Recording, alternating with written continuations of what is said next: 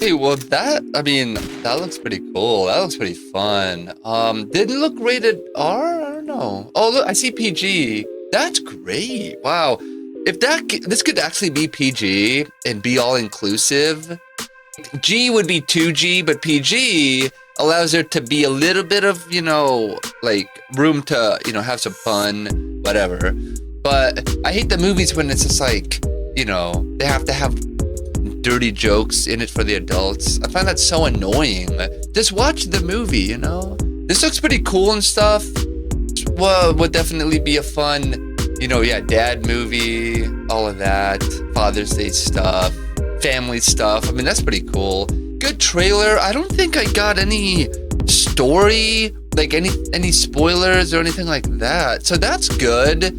Definitely good trailer to show the vibe of it. It's pretty awesome. 12 million views. That's pretty good. But so only 271 comments. But that's here on YouTube. It's 2026. How are we still getting movies with the premise? Wait, the dad has to take care of the kids. How wacky. Oh, I mean, it's more of like the other things, like Cheaper by the Dozen. It's a premise. Oh, I guess, yeah. I mean, that's what it's saying, but. I mean, yeah, again, it's just how you do it, but there hasn't been any movies, and what's a recent fun, like, family kind of a dad movie? Avatar? Do you actually think, like, maybe Avatar, the Fire and Ash could be considered a dad movie? It is very family-oriented, right? And, I mean, Jake Sully is very present as the father. So that, I don't know if that would count as a dad, like the dad has to take care of the kids. Could that describe Avatar? Now that's funny. Yeah, I don't know. I mean, I don't think there's a lot of these movies. Right now, there's a lot of horror movies, a lot of remakes, and sequels, maybe? There's not that many sequels, but there's a lot of them. Kinda. But there's definitely a lot of horror movies lately. So, and then somebody said, this looks like a movie that was made for Facebook moms. Yeah, except it's about a dad, though. And it looks like an overall family movie. I'm sure the whole family is going to have fun at this with this film. Professor Utonium and the Powerpuff Girls, if they had no idea what they were doing. When they promote a movie with all the sight gags, I worry that the rest of the script looks like. Well, but it has to have heart in it. Oh, whatever that means. If the dad breaks trust with the daughter and then he has to win her back with trust, whatever. Something like that, or the dad embarrasses the daughter, or, whatever. Who knows? Any premise like that, a family premise, So, yeah. But that's fine, and I'm sure there's more. And with all the sight gags, you don't know if these are all the sight gags. You really don't. And it's you don't know the horse joke that they do. She wants a horse, and then do you think it cuts right to it, or do you think it's a few scenes later and then there's a horse? So this is editing, and we don't know the full joke. We don't know the full thing that happens, the whole scene. Somebody said, ugh, some man once told me he was going to play Mr. Mom because his wife left him with the kids for like an hour. Watching your own kids is not being a mom. That's just you being a dad. Done with the cats are girls, dogs are boys, kindergarten stereotypes. Oh, okay. Yeah, maybe. I don't know. Useless dad and husband who helps destroy the car and house while his wife is out trying to work. Clown. Hilarious. I mean, okay, then that's probably the character arc. He's probably at the end, he's gonna have his arc, right? You gotta watch the movie and then judge it then. See if the guy, has a good arc at the end, if he learns a lesson or whatever, Has that pacifier vibe. Oh, okay. Well, no, the pacifier, wasn't he like a spy or something? Oh, I don't know. One of those movies, there's like a spy, whatever. Maybe the Jackie Chan one. Back then, there was always one of these premises types of films. This trailer looks like a commercial pretending to be a trailer for a movie that's really a commercial. I wonder what it would be selling then, because I didn't really see any products. Like maybe the horses. Like a horse company partnered with this movie to make a commercial to sell horses or something. Somebody said it's funny when he does a bit on it, but the whole inept dad thing has been played out. Oh, well, yeah. Maybe there's a twist in it, you know? Maybe we're gonna pretend isn't the inept dad thing, and then when you go in there, you're gonna find out that the dad is a different thing, you know? Whatever. 21st Century Mr. Mom. Okay, this is a movie adaptation of his stand-up. Oh, that's funny. Yeah, that's funny. That one is already taken. That's pretty hilarious. Here is the IMDb page for The Breadwinner. It is PG. That's pretty cool. An hour and 35 minutes. Well, that's cool. It's really not gonna like stay too long. You know what I mean? Like, it's gonna be like, hey, I'm Nate, and then hey, have a good day, and then leave. You know? And yeah, it looks pretty interesting. We'll see. I'm not familiar with his stand-up, right? If he's a comedian, I guess. I don't think I really seen. I think I've heard of him. I don't think I've seen his stand-up. The tags are comedy, and family. A super mom lands a Shark Tank deal, switching roles with her breadwinner husband. He struggles to adapt as a stay-at-home dad to the 3 daughters. So are we gonna see the wife? Wait, so a super mom lands a Shark Tank deal, switching roles with her breadwinner husband. Okay, well that doesn't make any sense though. So she is gonna do this job. Well, that's weird though. What if he's like a doctor and she's like not? I mean, it's kind of hard to just become a doctor, you know what I mean? Or whatever, like, you kind of gotta have a gift maybe or something. Or, you know what I mean? A tough, you know, career. But Supermom lands a Shark Tank deal, which we saw, but that's hilarious. So they all make cameos in the movie. Switching roles with her breadwinner husband. So she leaves and goes and does his job, which is like a job that makes a lot of money, like $100,000 a year job or something. Like, what? If it's a lawyer, you need a law degree. Don't you need certain certificates and stuff? Certifications and like licenses or whatever if you do a specific thing. What if he's a welder, you know? And she's gonna go weld and do stick welding? Like, what? You know? Does this take place in one day? That means we're gonna see the mom when she comes home, right? Unless it's like he is in a job that's like has to. Let's just see if they explain it. Hey, it's Nate. Get ready. I don't think that they say it at the beginning here at all. Oh yeah, well there you go. Give you an offer. So I don't. Here's kids. Yeah, I could do that. Really? We're all gonna. Oh, that's the thing. Okay. So she is on a job that like she has to leave and go out of town or something like that, I guess. That makes more sense. Okay. Cause so she's gonna FaceTime and call a few times. That would be, yeah, what happens. Just like Cheaper by the Dozen, right? She calls and he has to pretend, you know, whatever. But I just refreshed the page and it is at 7.8 stars. Pretty hilarious. It is directed by Eric Apple or Appel. I don't think I know him at all. So here is Eric Apple. It looks like he's done definitely a lot. 1980, known for Silicon Valley, Brooklyn Nine-Nine, New Girl, Son of Zorn. Also an executive producer. He's done animation, sketch comedy. Studied improv at the Upright Citizens Brigade Theater. He did the Al Yankovic story. That's funny. Pretty cool. The Breadwinner, Die Hard Part 2, Die Harder. The After Party, that one didn't do well. 7.3, that one did a little bit better. Die Hard didn't do well either. Die Hard. So he did a movie, then he did a TV series, then he decided to do a movie. He just had a sequel. He just had to do a sequel, huh? Just had to do that sequel. That's weird. The After Party, 2 episodes of it, which is 7.3. So who knows how those 2 turned out. But overall, I mean, it got 7.3. So Die Hard, that's weird. Weird. The Al Yankovic story, 6.8 stars. Teachers, Brooklyn Nine-Nine, directed only 4 episodes. Interesting. Making History, Son of Zorn, Silicon Valley, The Grinder, New Girl, Last Week Tonight with John Oliver, segment director, nice. A to Z, see all. He's done that many. Uh-oh. Wow.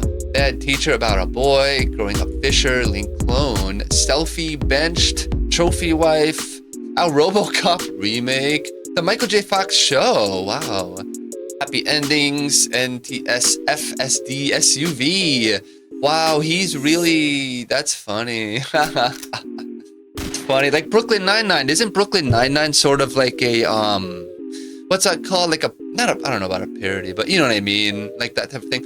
Workaholic. So I did 1 episode. Wow. He has a very, very random resume. 9 stars for a video. Wow, did the Al Yankovic story. So he did a big, so this is like a tease, whatever, and then he developed it further. That's cool. He's done a lot of stuff. Wow, that's insane. He's writing Step Dude, and then he wrote pretty much all of that stuff, as well as produced probably most of it too. It is really cool. So yeah, he's directed all of that stuff. Also written by Nate Bargatze. I don't know much about about him or his writing stuff. The Breadwinner, Your Friend, Nate Bargatze, Nateland Presents, a showcase. So let's see, The Breadwinner, written by the 77th Primetime Emmy Awards. Your Friend, Nate Bargatze. Yeah, I've definitely seen these all over, or like advertised. I never really got into them. I don't know much about them really. Cool. And then upcoming Half of We and Fantasy Camp. I wonder if those are gonna be rated, PG for the kids, or it's gonna be for the adults. A crew of old friends chasing their hoop dreams reunite at Dwayne Wade's Miami basketball camp, where friendly competition evolves into an unexpected quest for redemption and personal stakes. Interesting. I wonder if it's gonna be a bunch of kids, and then he has to do that, and then he's gonna be in that. And then what's Christmas in Paradise? Wait, where was the Friends Camp? Half of We? Oh, it's a TV special. So Steve Rogers, Captain America. No, so interesting. All right, well, pretty awesome. Yeah, he's definitely got a lot of experience, I guess, or a good amount. I mean, being a stand-up, it definitely probably just comes naturally, Dan Legana, I don't know much about this guy. He's known for American Vandal. Zach Stone is going to be famous in Musica. He's been married to Emily Kapnick since 2008. And then The Breadwinner, Universal Basic Guys, Musica, Christmas with the Campbells, The Babysitter, Killer Queen. Pretty cool. Let's see. Then upcoming producer entitled Joe Exotic Project. Oh my god. I wonder if that guy's gonna be part of it or not. Stand In, and then Lifties. Previous, he's done all of that. Writing Untitled Joe Exotic Project, Stand In, and Lifties. Pretty cool. I wonder when this one's coming out. In development though. So it's categorized as in development. The data is unavailable to people who pay money to see the rest of this stuff. Alright. Stand In and Lifties. Pre-production. So pretty cool with that. I mean, yeah, he wrote it, so that's cool, but he didn't direct it. Now that's interesting. I wonder what the plan is with that. Maybe he said he's not ready to yet. Direct it, write it, and then star in it. I mean, he wrote it, and then he said, I'm just gonna perform it, whatever. And then to be directed, he could have easily directed it though, no? Maybe he just doesn't know how to direct. Even though he knows the story is why he could direct, but maybe there's just more to it, that this guy is really just a professional. And let's see what else. So That's interesting. The top cast. So Nate Bargatze, I don't know what it is. Colin Jost, that's cool. Will Forte, nice. Kumail Nanjiani, wow. Driver's Ed, and then this now. Pretty cool. I think he's in that Stuber, I think. Oh yeah, and then these are the rest of the cast. Oh, they do. Okay, I was gonna say. Not all of them though. Maybe they're just credited with saying dialogue, but everybody else, you know, I don't know how that works. Maybe they are technically there. They just don't say a line, so they don't get a credit. I don't know. They look like they're all in it, though. That's hilarious. 1 star. Jeez, that's why it's at 8.2. Okay, so this is probably not going to turn out well. On here, I mean, it says mid-budget comedy, 20 to $25 million range. Let's see if there was a budget. 20 to $25 million. Okay, so $20 million budget. Yeah, well then it could honestly do a little bit okay. It could make its budget. Well, here there's nothing. What? I don't even understand that. How? I just saw the review.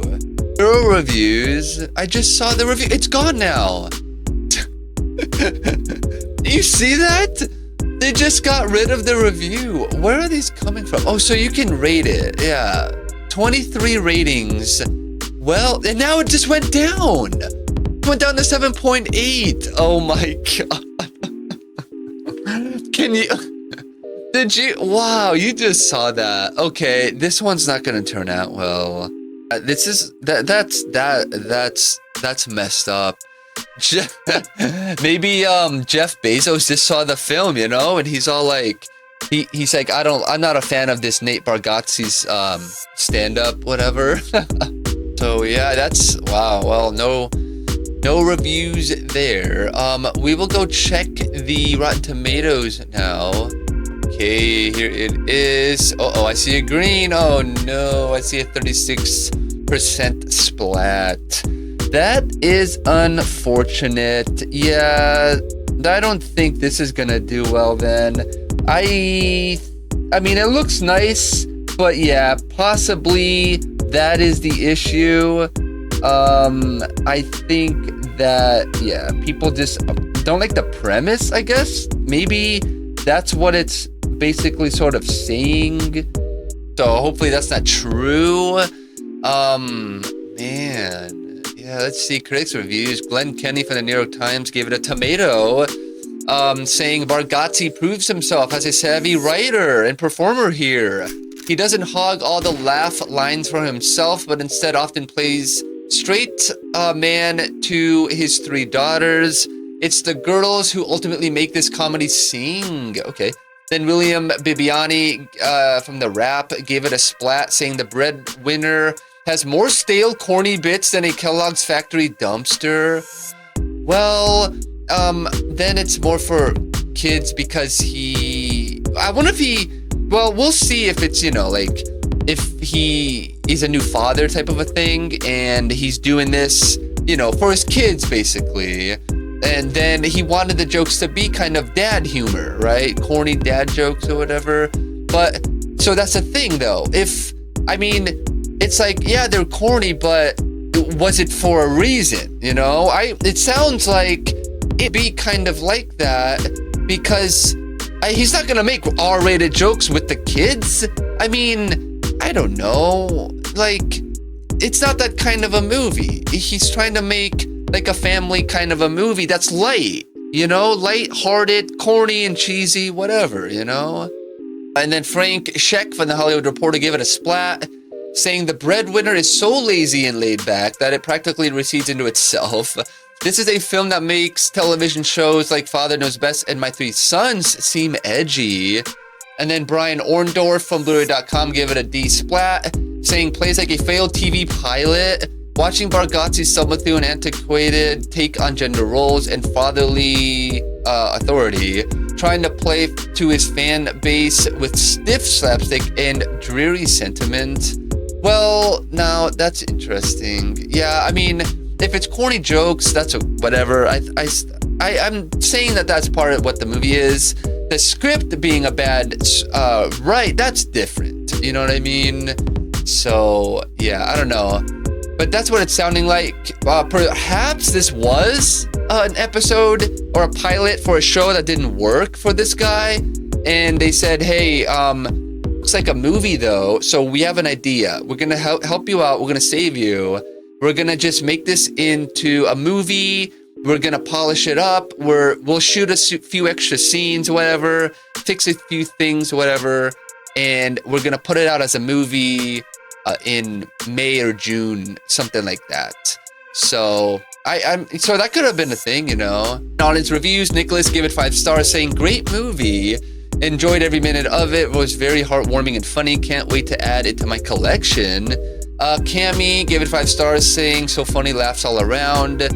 WCWSD gave it 5 stars, saying, "Nate nails it. Great for the entire family. Perfect fun flick." Lois R gave it 5 stars, saying, "It was funny and relatable. A movie that the whole family can see."